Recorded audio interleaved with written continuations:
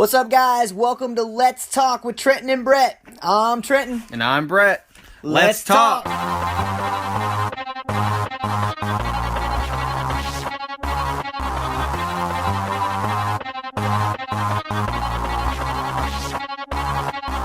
Welcome back to Let's Talk with Trenton and Brett. I am one of your hosts. I am Brett, and sitting next beside me is my good friend Trenton. Trenton, what's going on, man? How's it going, everybody? Thank you so much for checking us out. Those of you tuning online with us, whatever country you may be listening in, whatever state, we are so glad that you tune in. Those of you tuning in each and every week, we hope you've been enjoying what's been going on. I know we had a couple of weeks when I had COVID, so we had to set apart for a couple of weeks. So we're back.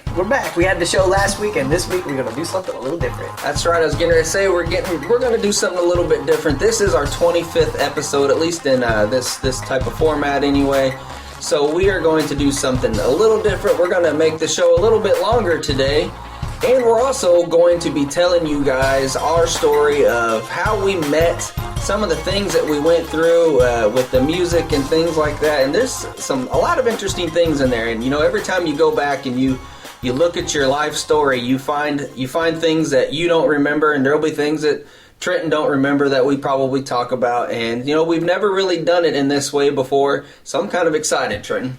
Yeah, so sometimes people will be asking, they walk up to you, they get to know you, but they never hear your story. And here on the show, one of the things we'd like to start doing here eventually would be having some interviews with some people on the show.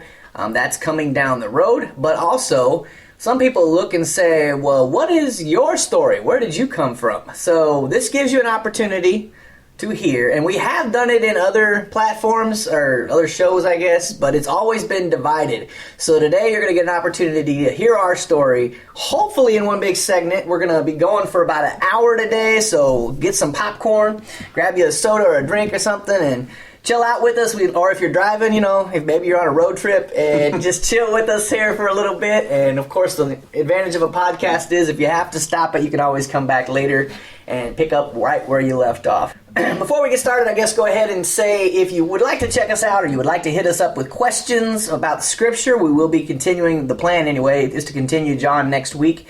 And so if you have questions you have about the Bible, or maybe you have general questions for us, you can hit us up at the email, which is wait.letstalk@gmail.com, or you can also hit us up on the voice message button located at the bottom of the details on each episode. And make sure and check out Let's Talk with Trenton and Brett on Facebook. That's where you're going to get the latest shows, or one of the places you can get the latest shows. You're going to get the latest information, any clips that we put up, news clips or video clips, or just notifications from us. That's where you're one of the main places that you're going to get it. So make sure and check out Let's Talk with Trenton and Brett on Facebook.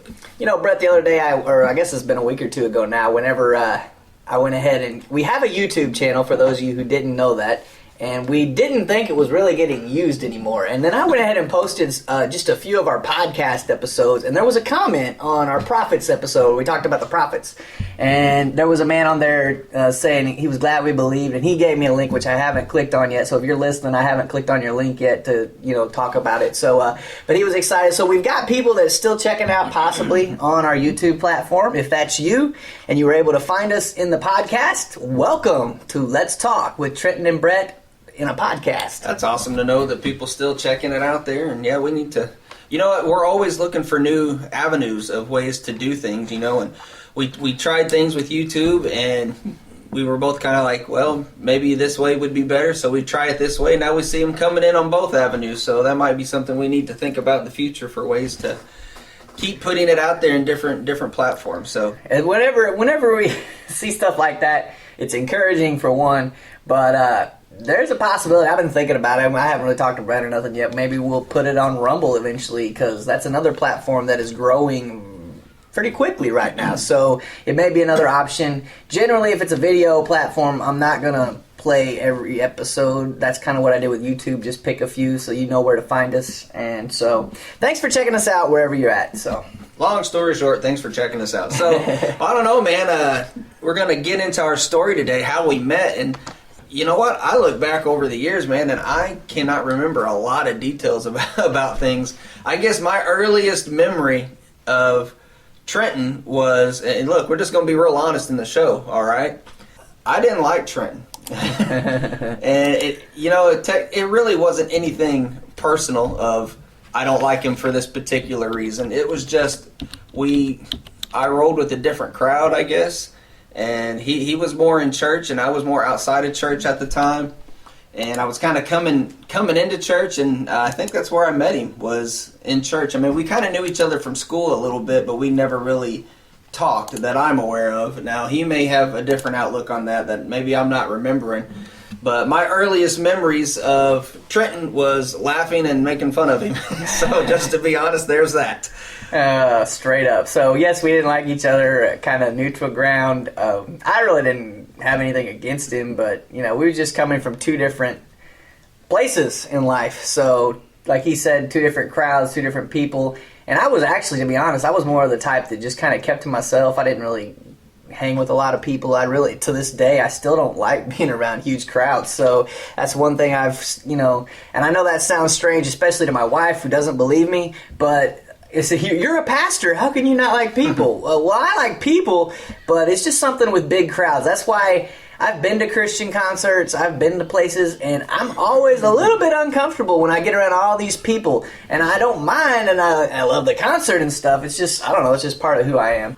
I guess the place where, because I remember you popping in a few times in youth church and stuff when we were younger, but I really don't remember a whole lot about that. The one thing that sticks out that I remember when I think back of when me and Brett, started hanging out was his first time coming. My mom had me doing a Bible study for the youth. I think it was on Sunday nights.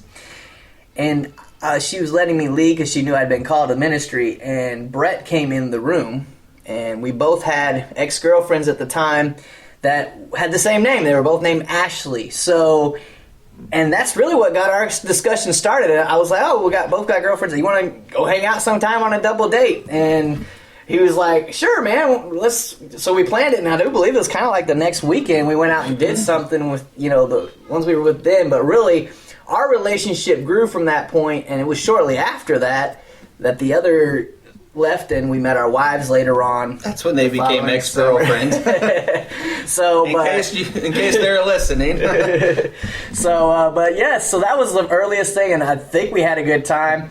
And I remember Brett approaching me. It may have been during those Bible studies. I'm not really sure. He came up to me and was talking about this rapper named T-Bone. Because I might have heard of the Gospel Gangsters, and the only really rap besides that I knew of was like DC Talk.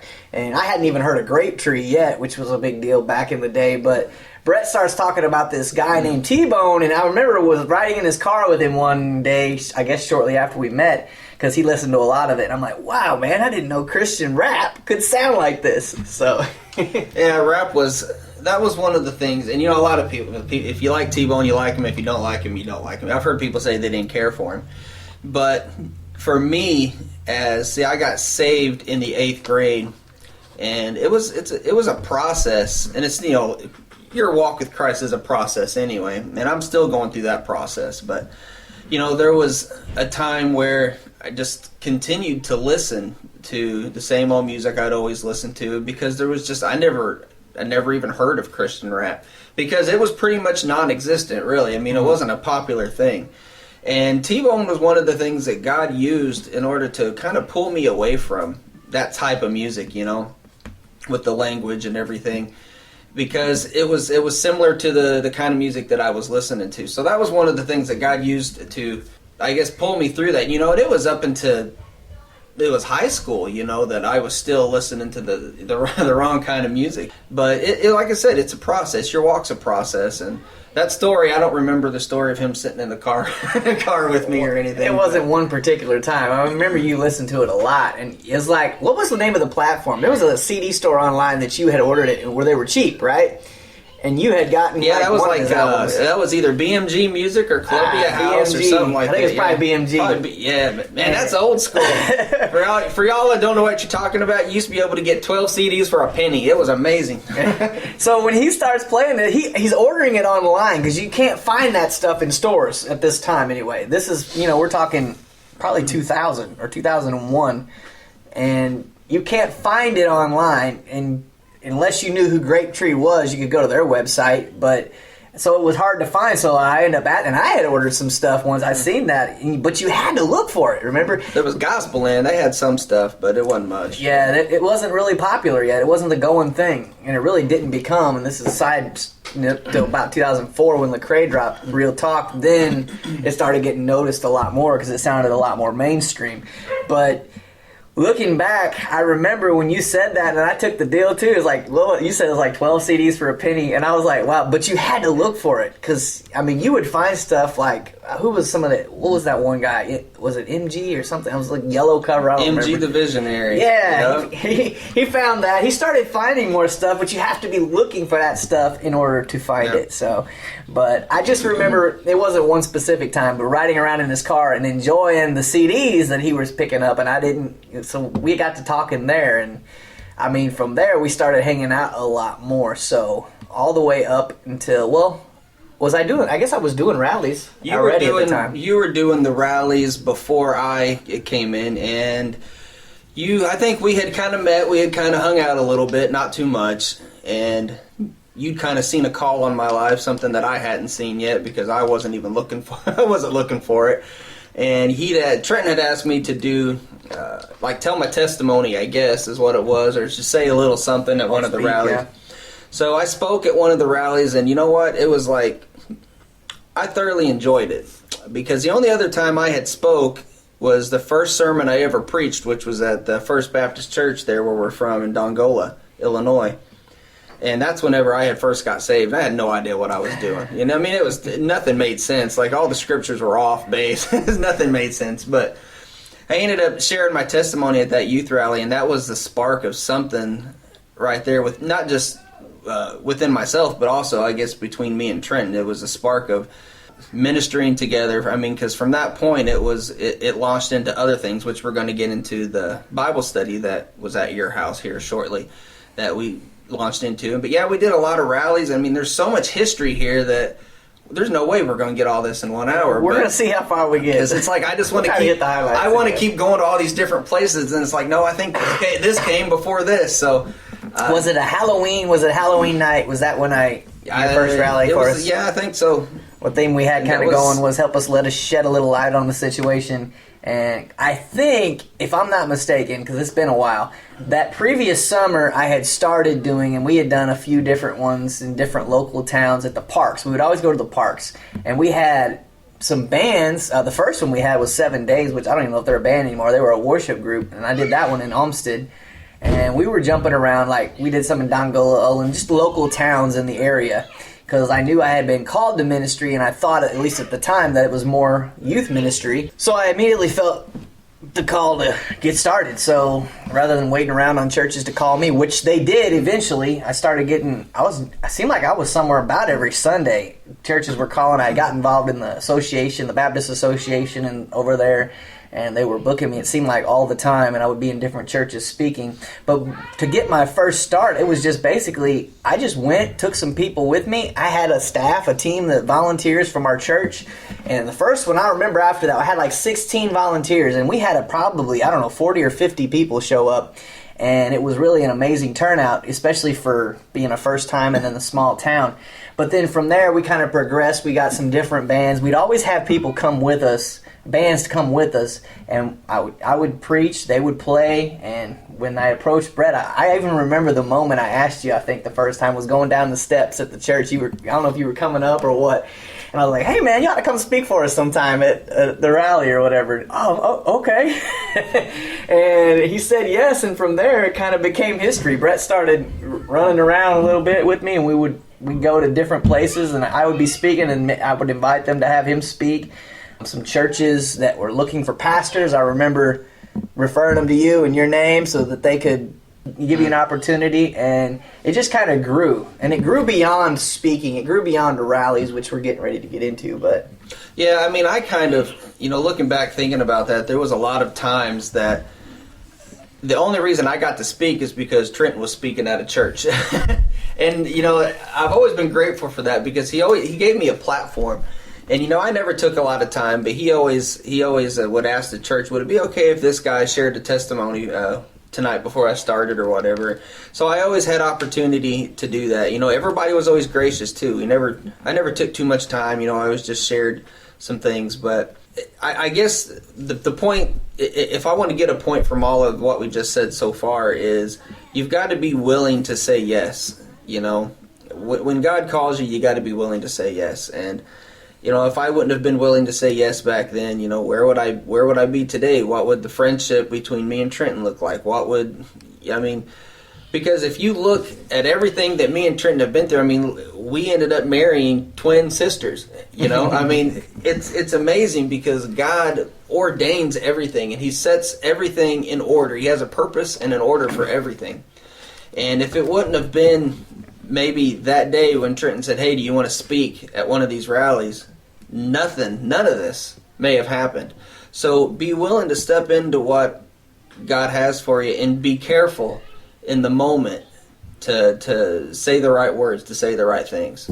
Because it could be life-changing. And many of you can do this as well. You look back at your life, you look at decisions you made, and if you trace back, you realize there are moments in your life where if this particular thing hadn't happened, then the next thing that you got involved would have never happened. Mm-hmm. And I look back and I see that stuff all the time. I mean, we were invited, actually, where we met the twins, remember, it was at they had invited us, and we're going to talk about our hip-hop here in a minute. We did Christian hip-hop there for a little while. We're going to get ahead of ourselves. Yeah, I don't want to get too far ahead, so we'll get into that.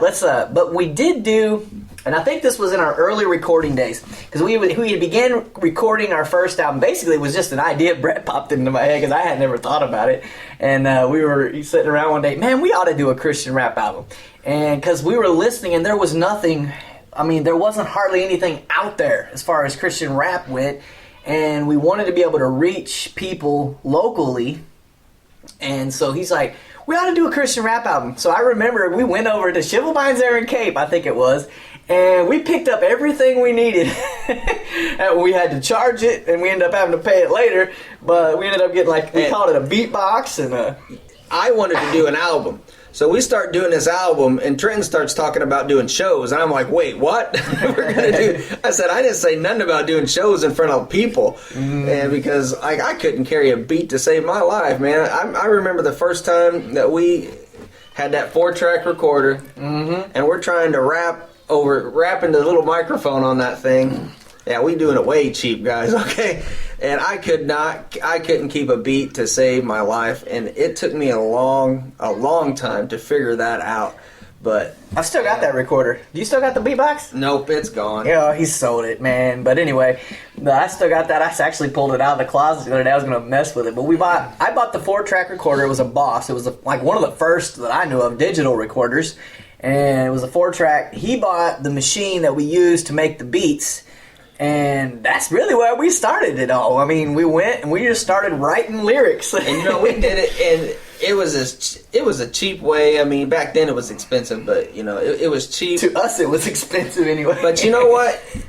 It turned into something. It turned into something big because we ended up buying a PA system, which you still have to this day. And we did a show in Dongola. That was our first show, wasn't it? Was in Dongola? You talking about the practice? No, yeah, we did. It was at the church. Yeah. But we didn't have the PA yet at that time. We didn't have the PA then, but we ended... I guess what I'm trying to get at is through that first show that we did, we started getting bookings for more shows, and I think we're both kind of looking at each other like, hey, this could be something.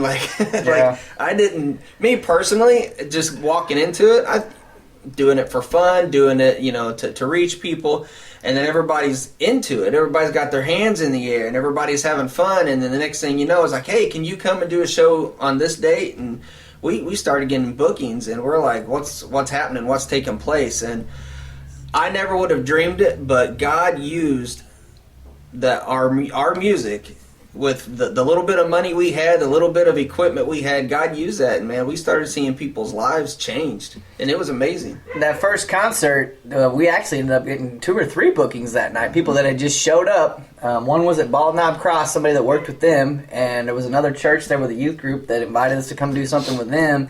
And from there, I mean, we were booked. It seemed like at least 2 weekends out of every month for that first year. Mm-hmm. And so it went crazy. It's like people were excited. They wanted to hear it. it was something new. And like we said, it wasn't really common, especially in our area.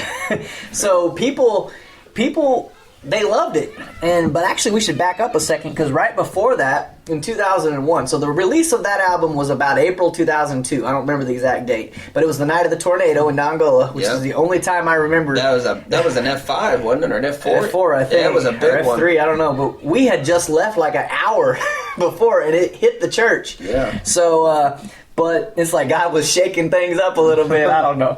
But anyway, you back up to about November of 2001. We were still working on that first CD, and we decided we were going to take a mission trip we went to Nashville, we went to Chattanooga, and we went to Atlanta.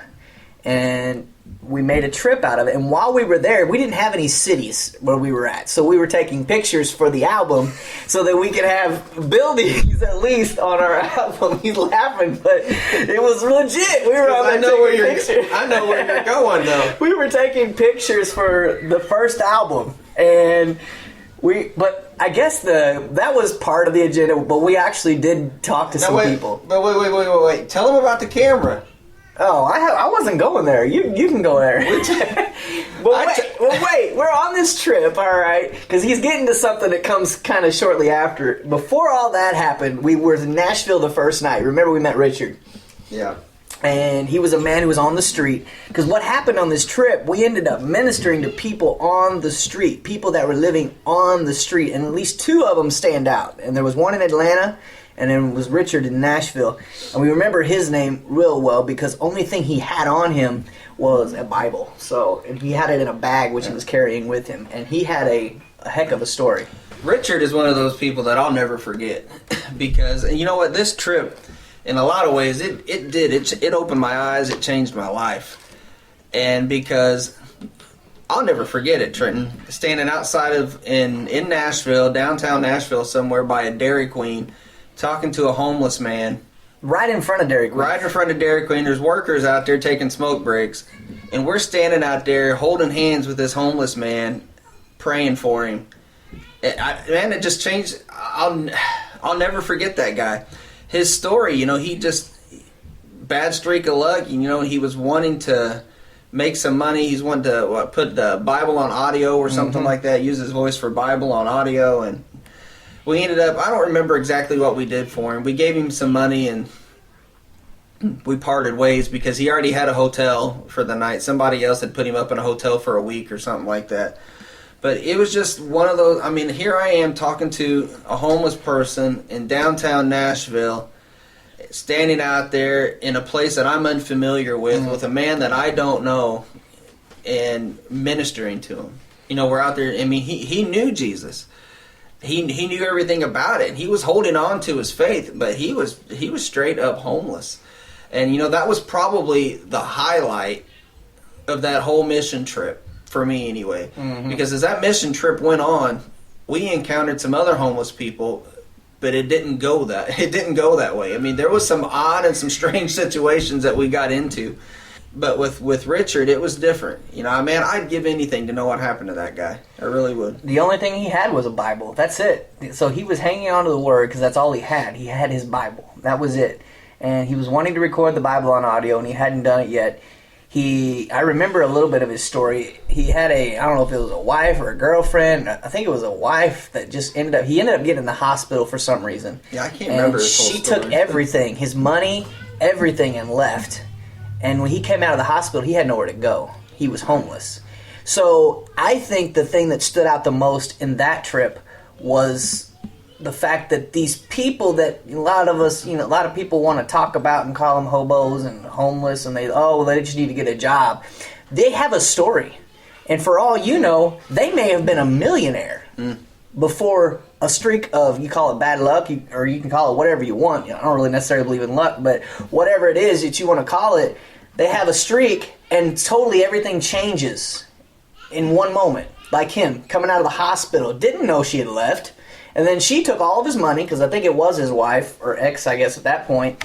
And she took all of his money, because they had a joint account. She took everything. He didn't have anything. He had nowhere to go. And he was stuck, and I think he was trying to get to Mount Vernon. And we were headed south, or we could have possibly gave him a ride to Mount Vernon. It was closer to our range. So, but we prayed right out in front of Dairy Queen. If you know where Dairy Queen's at in downtown Nashville, right in the middle of the city, the buildings. If it's still there. If it's still there. We prayed right in front of the entrance of the store, and like he said, there was people smoking. People looking like, what are y'all doing? What's wrong with these people? And that was a moment. I mean, that was an eye-opener. Yeah. Especially us coming from small town and not realizing that these people have a story. So from there, we hit Chattanooga. Not as much happened there. The one thing I remember about there was the Waffle House when we were trying to bless the waitress.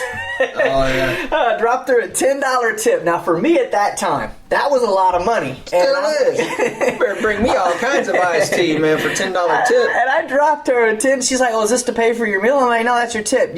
What I had done was we made tracks to go on this trip. This was our own trip. We weren't with the church, weren't facilitated with anybody. We decided we were going to go, and I think we took Thursday through Sunday, and we went on a trip on our own to hit these 3 cities, which is where we felt God told us to go. Made, I don't know how many little tracks. We made our own, and on the front all I remember was alert, do you know where you'll go if you die, or something like that.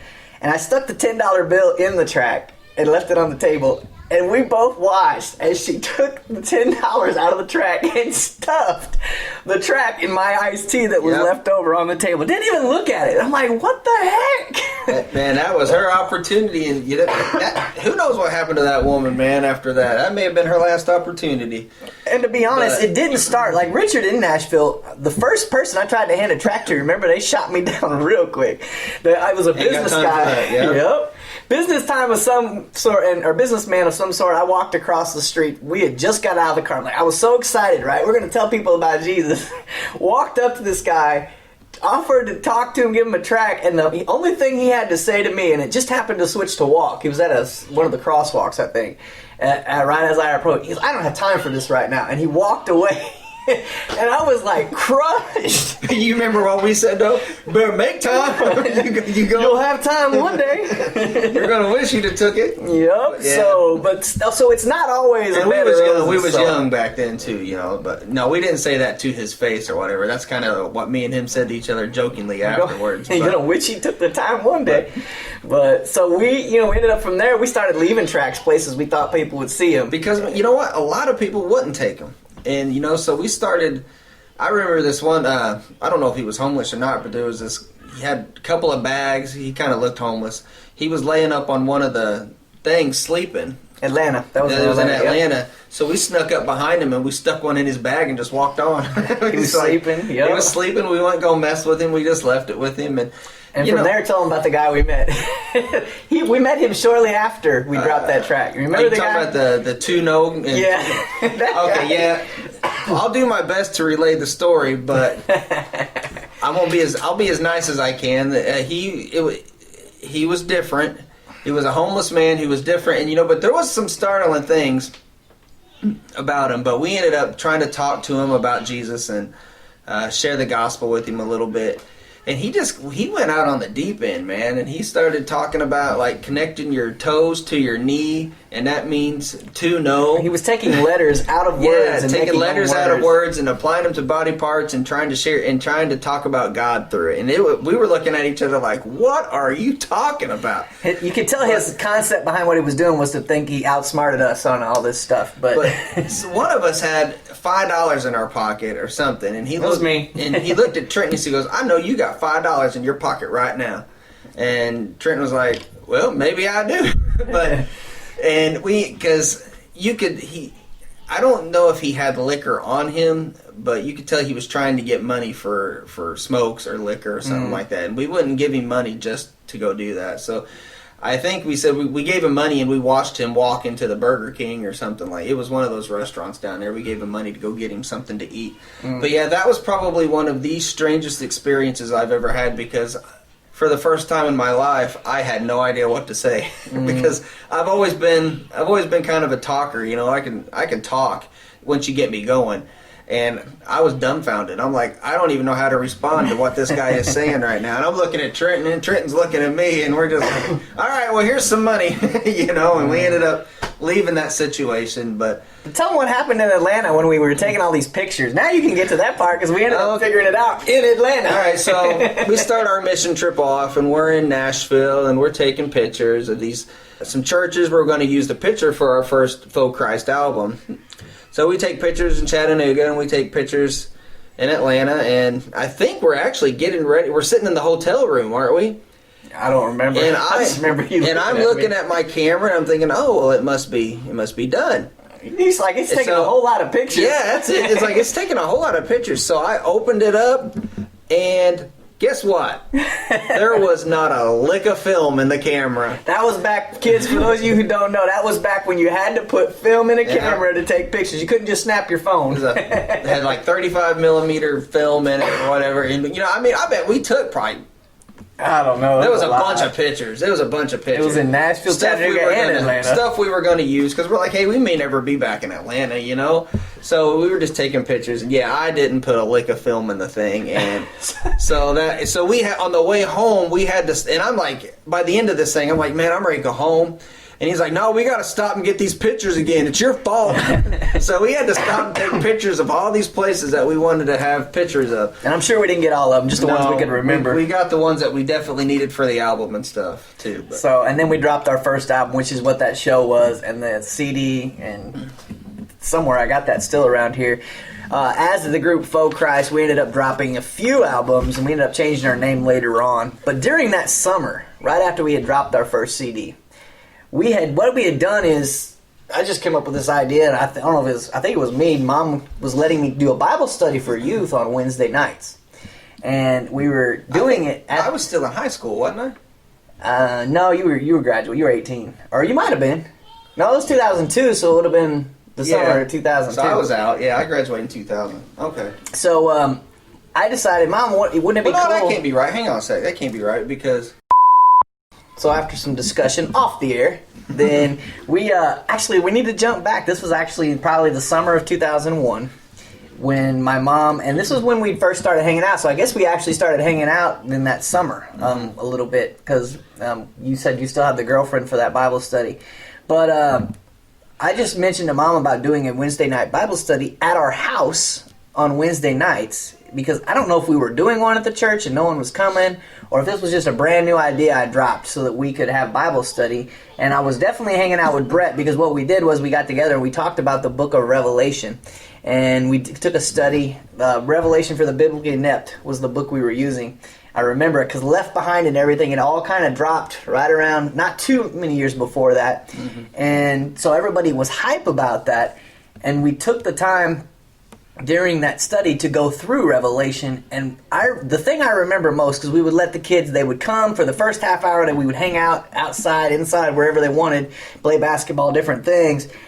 And that Bible study, within like 2 to 3 weeks, grew from like 10 kids to like 30 kids, and it just became, I don't know if you call it a hit, but it became something they wanted, and they were telling their friends were coming, because what they really was in mind with the kids that were coming was, we're not going to be at a church? Interesting. So I'll actually go to... And I remember some of them, the night of the bust-up, which is really what I'm going for here in a second, telling the people who had came that the only reason they were coming is because it wasn't at church.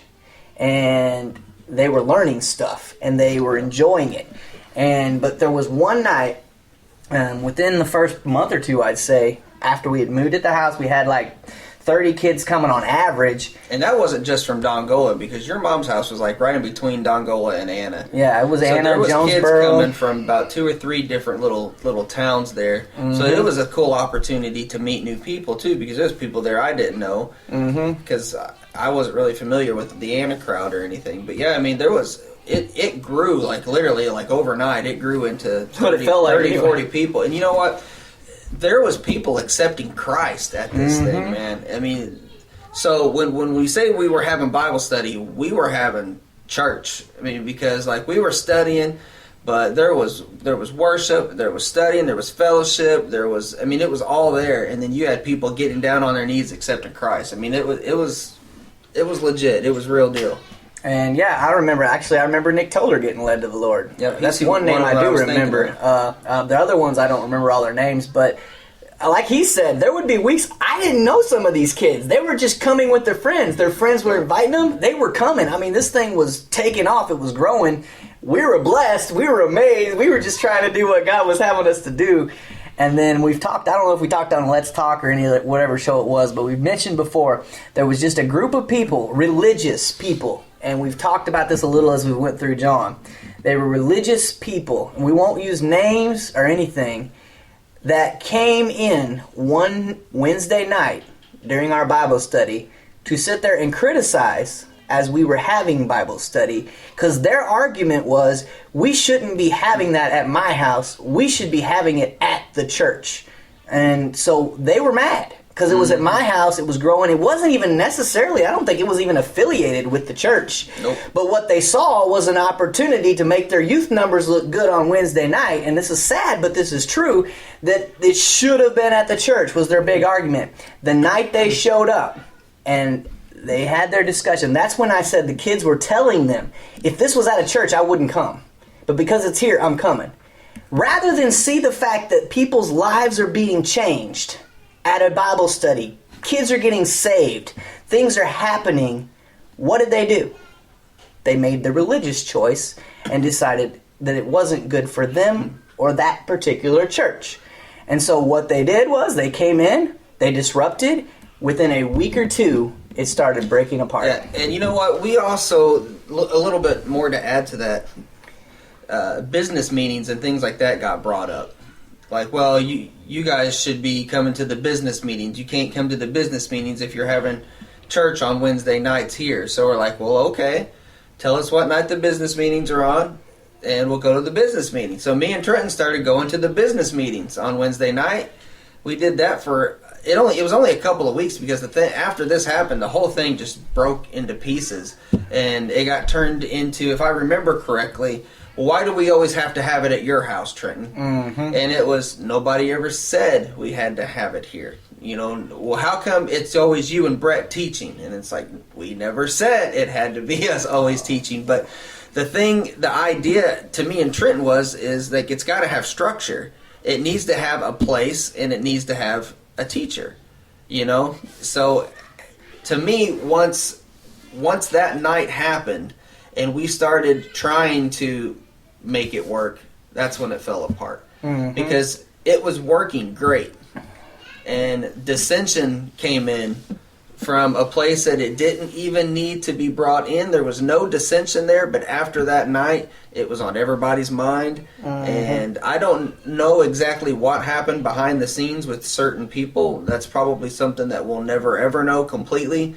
But a 30 to 40 kid Bible study within 3 weeks, maybe a month tops, was just completely decimated and was over with. So take that as a word of caution if you're out there and God has spoke something, because he had spoken. That's the reason we were doing it, and he was moving. God was moving like crazy. But it's not, you're always going to have people fighting you. There's always going to be spirits coming against what you're trying to do. So I guess what I want to use that for is to encourage those of you listening. If God's telling you something, just because it doesn't look good right now, or maybe there's something happening, don't give up. Keep pushing, because if God's in it, it's going to continue to evolve. It's going to continue to grow into what it is God would have for it to be. So, but just encouragement, know that there are always going to be people fighting you. There's always going to, and I believe it was a spiritual battle that was happening. It wasn't in the spirits that weren't involved. We're using people to make it happen. And whether those people realize it or not, they destroyed what God was trying to do. And from that moment, like he said, it took about 2 to 3 weeks, and some tried to do it at their own houses, and it just fell apart for everybody. Nobody was able to keep it together. But know that there's always that. There's always something we're battling in the spirit. So, well, we're gonna move into the faux Christ years, or that's when we get into the faux Christ era, I guess. We get into yeah, because after that, I think we started working on the album and trying to push it. And so anyway, if we backtrack just a little bit, I had the idea, let's do a rap album. And so what that turned into was, like I said, we got the equipment and we started putting an album together. And we had to come up with a name, so we're like, Faux Christ. Let's just basically spell it how you say it. Just say Faux Christ. So we spelled it F-O and then Christ, and that was our name. And you know what? Looking back, it was corny. But you know what? It was one of those things that people caught on to. They're like, oh, that's Faux Christ. Mm-hmm. And, you know, people liked it. And, you know, it was back then it was catchy. And people locked onto it. And you know what, man? This is probably one of the best parts of my life was having the opportunity to do this, man, because like you said, we got bookings left and right with this thing when we ended up putting an album out called Christ-like. Mm-hmm. Brett came up with the name of the groups both times when we changed our name. He came up with the names of all the albums because Brett had that creativity in his head. To which I wish I still did. I don't know so the first album was Christ-like. It was Faux Christ, and yeah, go ahead. So yeah, I don't know, man. Just doing those albums, man. You know, in a lot of ways, it changed my life, and you know, especially in the early years with Faux Christ, because and those times were probably some of the funnest times of my life too, because me and Trenton were young. I mean, for a while there, we was bachelors. You know, we were just hanging out, doing whatever we wanted, whenever we wanted. You know, we were kind of both working for your dad for a good portion at that time, anyway. Just kind of doing our own thing, hanging out, buying CDs, eating fast food. That's probably not probably should have been not the best idea for those of you listening. Anyway, but yeah, man, it was a crazy time. But you know, looking back, going through the years of Faux Christ, you know, and we've told the story before, but you know, that young girl that accepted Christ while listening to our CD, and you know, hearing the stories, and that was one of the big stories, but just looking out over the crowd as we do concerts with old ladies with their hands in the air and young kids with their hands in the air, and people giving altar calls, and every concert. I think we did that every concert. Seeing people of all ages come up to the altar and give their life to Christ, and seeing people make rededications and make decisions, man, and that's what Faux Christ was all about. That's the only reason we did it. We knew that we weren't that great. We knew that our music wasn't radio quality and top notch and all of that stuff, man. But we were just out there doing these shows and watching people come to Christ, and we were just letting God do what God wanted to do. It was crazy. It was a crazy time. But we had fans. We didn't have millions, but we had some. And there was other stories. The little girl was the one that stuck out the most, and because her dad had told us, because we would always put an altar call at the end of every CD, so that people would have an opportunity to receive Christ if they hadn't yet. And her father told us, which we had knew him because we had done some shows and things with him, and he had told us how she was laid out on the floor one night, and he just kind of peeked in the door, and she was listening to our CD, and she was in tears. And I don't know if that's the night she received Christ, but God was moving in her life at that moment, and he wanted to make sure we knew about it. So the next time he saw us, he told us. But I remember other kids. One of the boys I remember, it was from Murfreesboro, Illinois, and was with Lamplight, with Darcy, when she is the one that knew the boy. He went to her church, and he was a fan, and he loved the albums and the things we were dropping. We did a couple, of actually maybe 3 shows, because we did the Battle of the Bands, and I think we did a couple of different shows at their church. Those were always fun, because there was quite a few people there. I think that's the one where you said you saw an old lady with a walker in her hand, raising it in the air. She had her walker in the air, man. She was... That was that Put Your Hands Up song, and she had her walker in there. It was, man. God was moving. And for those of you interested, we did get second place at the Battle of the Bands. Not that matters, but it was fun. It did to some people because they didn't think we deserved it. But you know what? It wasn't necessarily the music. It was the way that we made the crowd participate and get up and move. I mean, the crowd was... It wasn't us up on the stage acting crazy, headbanging or doing anything like that. We motivated the crowd to have fun. And I think that's what made our shows so much fun, is that we motivated them to get into it. We always fed off each other's energy. At least I fed off your energy. I know it seemed like we would bounce back and forth. So if one of us was having a bad day and we were on the stage, we could always work each other out just by doing a show. But I remember feeding off each other's energy a lot, and then that fed to the crowd. The crowd loved it. People, it wasn't just a crowd though to us. It wasn't just a show. It was an opportunity to minister. And through those concerts and shows and different things we were doing, people were coming. We would have an altar call after every show. They were coming to know Christ. They were coming to the altar. Sometimes some of the bigger shows, they were flooding the altar. And they were just, it was crazy. We would give stuff away. And we actually had Lamplight, when you worked there, they would donate stuff to give away on stage. And we would throw it out to the crowd. And we gave away CDs. We gave away all kind of stuff. And I mean, I remember people were impacted by it. They were moved, I guess. God was moving. And then we changed our name. And we changed our name, and I guess it kind of moved into a different crowd. So that's later when we met Trevon's staff. And truthfully, looking back, things had kind of slowed down as Folk Christ, I think, at that point. And I remember being at having prayer meeting at the Baptist church, and we're sitting up there, and I said, "Man, I think we need a name change." And that's when I was like, we started talking about mass communication, and I thought it was a cool name. It's like, it's really what we were about. We wanted to spread the gospel to the masses, communicate the gospel to the whole world. And so that's when we became Mass Communication, and the style of music changed. We started having people make our music instead of us really making the music, and the style of the way we rapped changed, and the style of the way we did things changed in a sense. But just like Folk Christ, Mass Communication, there for a while, it caught on, and people liked it. People got into it. People had a good time with it, and because it was still me and you rocking the shows, and doing it the same way in the sense of getting the crowd hype and getting the crowd into it. It was just the style of music had changed a little bit, and still the old ladies were into it. Everybody was the old, just church people for the most part. You'd even see some of them tapping their toes, and they're like, "Oh man, you can't be doing that." But they were getting into it in their own way, because for the non-religious people, they looked at it and they seen kids having good, clean fun and hearing the gospel. And that's one of the things that I remember hearing from some people is like, I don't really like the style, but it's good. It's good stuff because the kids are getting something from it.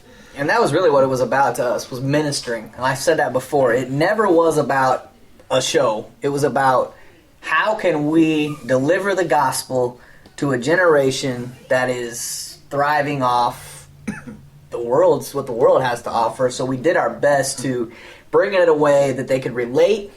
And like we said, I think our biggest show when we were Mass Communication was we did a youth camp concert, and it was probably, for us it was a huge show. We had like 150 kids at least at this youth camp. I think there was 200. It may have been more, and they were there, and that was really one of our biggest shows ever, because we would have... That was an amazing show, man. In the past, our bigger shows were like 60, 50, 60 people, and then suddenly, we're putting this youth camp, and they're interested in the kids once again, flooding the altar. Things are happening. Yep. Lives are being changed. If it wasn't for the life change we were seeing as a group, we probably wouldn't have lasted as long, because it was really about us. We also preached. We did that on the side too. And we would actually, I remember we would use those platforms of the concerts. We would preach mini sermons, real all the time. Short, like 10, 15 minutes a piece, and we would talk, and we would give... And a lot of that's because, too, a lot of our songs were basically sermons. A lot of the time, you just put it in hip-hop, you rap it or whatever, and it gives us an opportunity to talk about the song. Here's what the song means. It's about yada, yada, yada, and then you can play the song. And so people now, they got a concept of what's going through our minds, so they're getting the gospel as the song's being played now because they understand what the song's about. So yeah, it was like little mini sermons about a lot of the songs. And I think we were Mass Communication when we did get that second place trophy at the Battle of the Bands. But anyway, so as Folk Christ, we dropped, what did we drop? We dropped Christ-like, we dropped Notorious Christians, we dropped Rewinding the Future. Yes, that's right, Notorious Christians. And we even tried doing some solo albums, but they didn't really go as far as the Together stuff. I guess people liked it more together. Yeah. But and then we had what? Separate, not, what was that one Separate, called? Not Divided. Yeah, Separate, Not Divided. That's when we were getting ready to start really doing our solo stuff. But it never really caught on like the group stuff did. Yeah, so. we did, basically what we did was we just did one or two of our solos Like Trent would do his, and I'd kind of back him up, and I'd do mine. He'd back me up, and you know, we just moved on because it never caught on as much. But actually, I don't remember where it was. It was in Carbondale, it was some parking lot. I remember there was a guy, and at the time, you had something going on, and I didn't, and they wanted us to come to a show, so that was actually my first experience doing it. I did a Wisdom concert, which I remember the energy wasn't the same. I think and I could sense that. So, I couldn't get off work is what it was. So I remember the energy wasn't the same, and it wasn't. I mean, so that's when you realize we're better together, and at that point, we pushed what we could to get the gospel out there to these people. So then we changed the name to Mass Communication, released an album called Consumed by Fire, and that was really the only album we released as Mass Communication. But we did record some stuff. Just a few things with our boy Staff D. If you're out there checking us out, Staff, thanks for checking us out. He had became more of our producer. We had kind of gotten together with him, getting some studio equipment and different things, and he was making our beats, and he ended up making a beat. This is really the last, if you've hung on this long, we're going to play it here for you in just a second so that you can hear it. It's kind of an unreleased Mass Communication track for those of you who maybe want to hear the way we were. And actually, it's been approached to me, and we talked about this before, I think, on Let's Talk, that people, want to know if we'll ever do an album again. So, it's still in the talks and in the works. But Staff himself, I think, is like, y'all need to come. We can get some stuff down. So, but I did want to play this for you. I think we may actually, close. Well, actually, I guess we could play it real quick and then come back and close. But because I think it's probably a 5-minute song. So, if you want to hear something real quick, we'll play this and then we'll come back and we'll close the show. So, hang tight real quick. Here it is, and the song is called Reignited, and it was for an album that we never actually released, at least yet. So check it out, see what you think, and we'll come back and close the show. Here we have a go for auto sequence start. Discovery's onboard computers have primary control of all the vehicle's critical functions. 10, 9, 8, 7, 6, main engine start, 2, 1, booster ignition, and liftoff. Reigniting the fire that began in '06. Still keeping Jesus Christ up in the mix. Still learning new things that we know we can fix. We're not perfect at all, but through Christ our life ticks. We coming like a blitz, Satan's throwing the fit. Rolling with the Father, that's the God we roll with. Catching fiery darts like a catcher's mitt. And the ones that get through, we got a first aid kit. Better than that, we got a first aid crew. Jesus and his angels, they can pull us through. Stacking up riches in our heavenly home.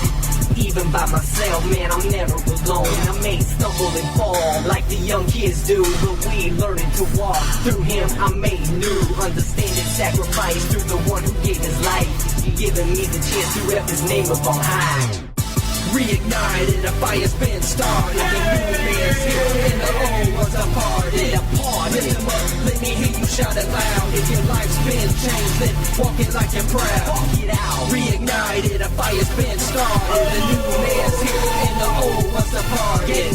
Lift them up, let me hear you shout it loud. If your life's been changed, then walk it like you're proud. Stomp it out. Reignited, December 06. The devil had my name, I was on his hit list, but he missed.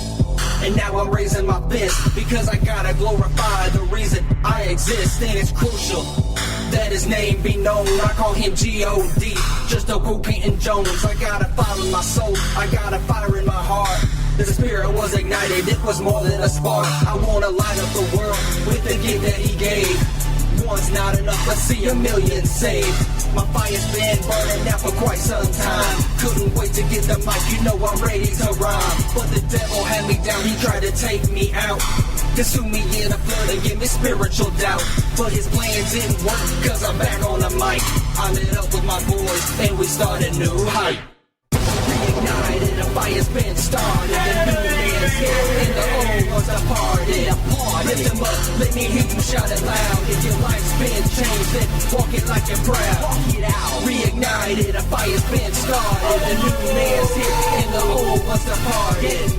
Lift them up, let me hear you shout it loud. If your life's been changed, then walk it like you're proud. Stomp it out, back again for the very first time.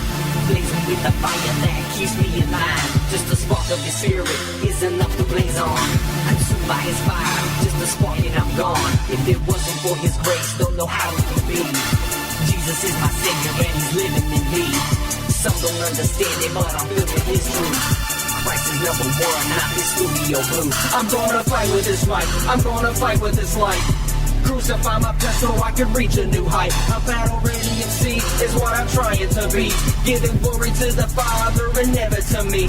So take it, here it is, you can start your critique. But before you do that, here's a little sneak peek. My relationship with Christ is a serious thing. So go and write your review, but tell him Jesus is king. Reignited, a fire's been started. The new man's here and the old ones departed. Lift him up, let me hear you shout it loud. If your life's been changed, then walk it like you're proud. Reignited, a fire's been started. A new man's here and the old ones departed. Lift him up, let me hear you shout it loud. If your life's been changed, then walk it like you're proud. Shouts out to Staff D for making that beat, doing the mixing for us. I think he did all the mixing and stuff on that song too, and helping us, because from there he kind of helped guide us into a new style of rap and was helping us as far as with lyrics maybe, but not as much as lyrics as style on how we rapped it on a microphone. So shouts out Staff if you out there checking it out. Kind of the unreleased song Reignited, because it was meant to be like an opener or something for a new album that never got dropped, at least yet. So you never know, maybe it'll be an EP or something later, but we'll just see what God does with all that. So Brett, got any last words before we get ready to dismiss here in a minute? No, man, it was good reminiscing a little bit, taking it back old school, talking about some of the old stuff again, man. It's always, it's uplifting because you look back and you realize, you know, hey, man, when we were younger, we did do some stuff, you know, because as you get older, life gets more and more hectic. You know, you get family time and then you got work and all that stuff, and sometimes it just feels like to me anyway, it feels like I don't have enough time to do enough. And, you know, I look back and I'm like, you know what, God really used me back then. So it motivates me for today. So We was talking while the song was playing. We trying to remember the reason. And really, we all had kids. Staff had kids. You had a kid. I had one already. She was a baby. She had just been born. She was only so many months old. And it's like we all started families, and then so for those of you who are like, well, why'd you stop? Well, that's one of the reasons. I don't know if that's an excuse or not, but I mean, that's one of the reasons. And like he's saying, enjoy your life, especially if you're still single. Don't be moping around looking for someone. God will bring them. We didn't even get to the story of our wives. We didn't talk about, so we left a lot out, and we even talked for an hour, but I mean, we ended up meeting our wives through shows and stuff, so there's a crazy story. Maybe we'll talk to you more about it at a later date. We might have to get them in here and tell that whole story, because they were in a group at the time as well, and that might be a cool story to tell, yeah. To get them to come in here and tell. Because their group we actually used at rallies for at least a whole summer. I mean, and the man we mentioned earlier had the daughter, he had a group, and there was another group, it seems like, and so there was like 2, 3, 4 of us. There was a at one point. I think it was 4. It's Convicted, I think. So we had like Not Ashamed was the girls group. There was a praise and worship team. One Accord, right? And One Accord, which was Gary's group, and Nick Toller, which is really how all that got. That's how we met our wives. So Nick, I don't know if y'all are listening to this, but if he does, then you're part of the reason we met our wives that day, because you're the one that invited us to that show and wanted us to rap, but we found out it was a country. Yeah, that's a whole other story. So, we better stop, man. But then we had Convicted. Convicted was there, so they were doing the rock. So we kind of had a mixture and a variety, and then we did, of course, the hip hop, the Pope Christ at that time. So there's a whole story we didn't get to tell here on the air. So if you check this out, you enjoyed it, you'd like to hear more stuff like this, hey, hit us up. We'd love to hear from you. And maybe you got questions specifically for us, or maybe you're struggling with something and you want to know advice on it. That's what we're here for. Hit us up at wait.letstalk@gmail.com is the email, or you can hit us up on the voice message button, which is located at the bottom of the details of each episode. That will wrap up episode 25, 1/4 of the way to 100, y'all. And we're planning to hit that 100 mark. We ain't gonna stop. We're planning to stay in here. So y'all pray for us, and we'll continue That's to right, do this. keep praying for us, and keep praying that God will give us new ideas, because, we don't want to just keep doing a show. It's not about just doing a show. It's about finding unique ways to share the gospel, and this is one of the platforms that we got. But, we've talked about some other things, doing some news shows where we talk about some things that God's doing, just different things. So if you got ideas, make sure and hit us up on that email. Or if you're not comfortable doing that, you can always find us over there on Facebook at Let's Talk with Trent and Brett. So I'm going to say God bless, turn it over to Brett, and I'll see you guys next time. It's been fun. I actually enjoyed, like he said, reminiscing, talking about the old days. So hope you guys enjoyed it. God bless. Looking forward to a whole lot more shows in the future. All right, Brett. All right, so we'll just close this in prayer. Father, we thank you for the opportunity to reminisce, to share, to fellowship, God, and we just pray, Lord, that the message today, God, that will touch somebody, Father God, and encourage somebody. Lord, we pray safety and health and blessings over each and every listener. In Jesus' name, amen.